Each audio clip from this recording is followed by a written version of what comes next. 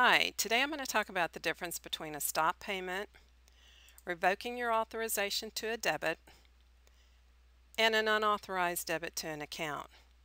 Now there are two different forms you use to return these types of transactions, a stop payment form and a written statement of unauthorized debit form.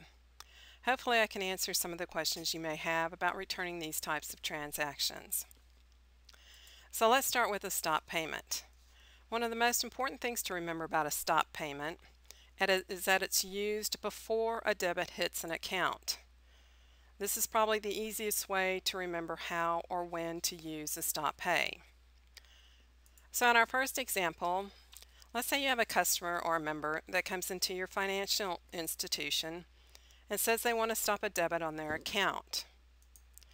Now the first thing a teller or frontline staff person should ask, is this a one-time stop payment, or do you want to stop multiple debits from this particular originator or the company that's debiting the account forever?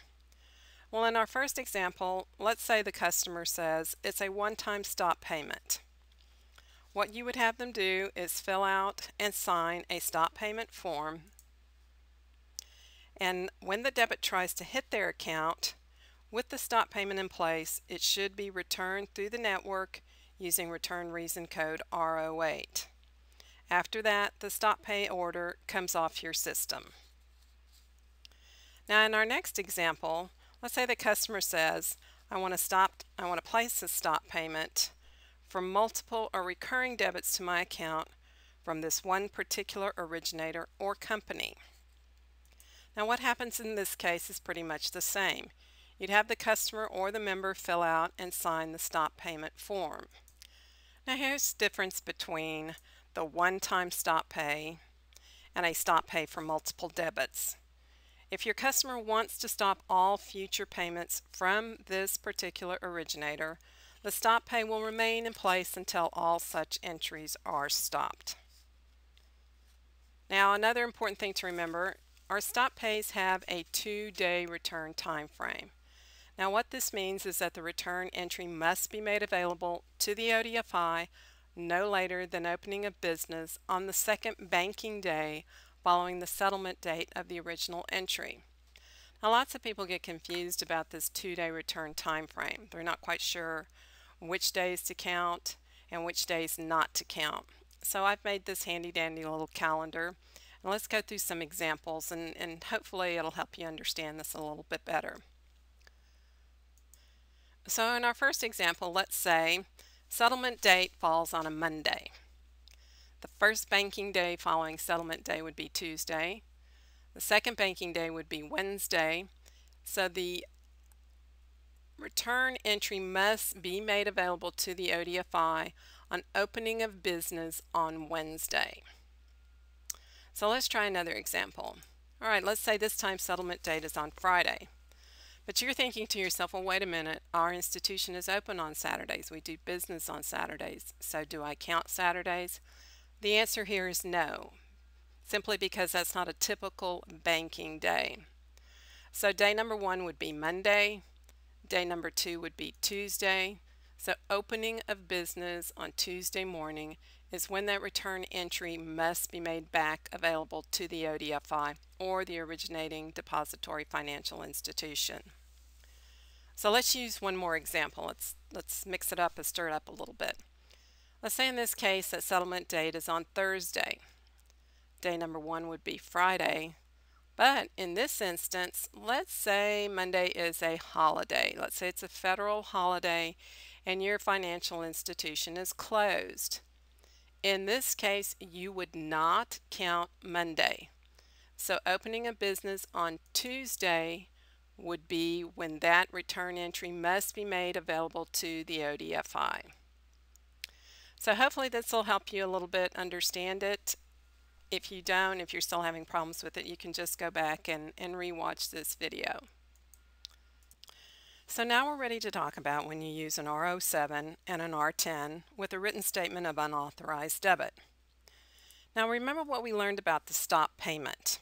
It is used before a debit has hit the account. If a debit's already hit an account, you're going to return these as R07 authorization revoked, or R10, unauthorized debit to an account. Now for a debit to be returned as authorization revoked, this would mean that maybe at one time your customer or your member had authorized a company or an originator to debit his account every month for a certain amount. Now we usually see this, for instance, in gym memberships. Now let's say our fictitious account holder has decided, well, I'm not going to the gym anymore and I don't want to pay this money. I don't want my account debited anymore. And usually in gym membership contracts, there's language telling the person how they can cease the automatic debits to their account and what they need to do to stop these debits. So your customer has done all the gym has told him to do as far as not debiting his account is concerned, but lo and behold, the next month comes along and the gym has still debited his account. So your customer or your member comes into your financial institution and tells you, I quit this gym and I told them to stop debiting my account. So what the frontline staff person or teller should ask is, did you revoke your authorization for this debit?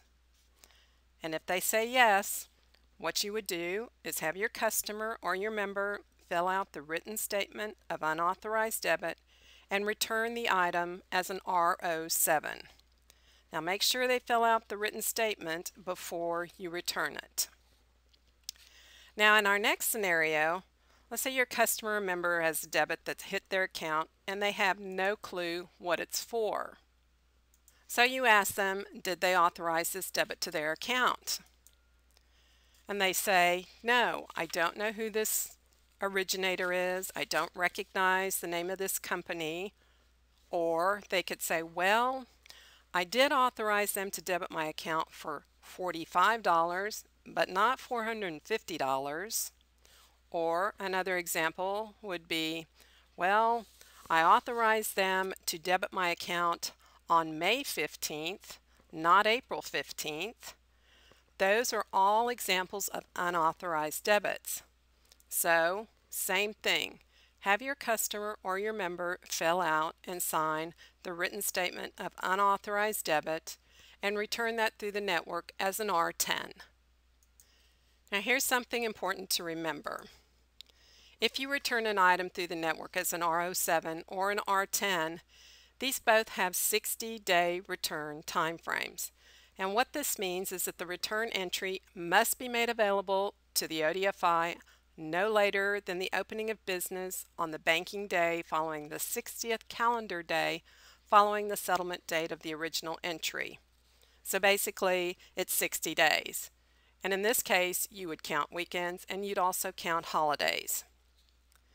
So this is a short explanation of when to use a stop payment or a written statement of unauthorized debit and the difference between an R07, an R08, and an R10. So if you'd like a copy of this presentation, please go to www.swacha.org and stay tuned for some more videos. Thanks and good luck.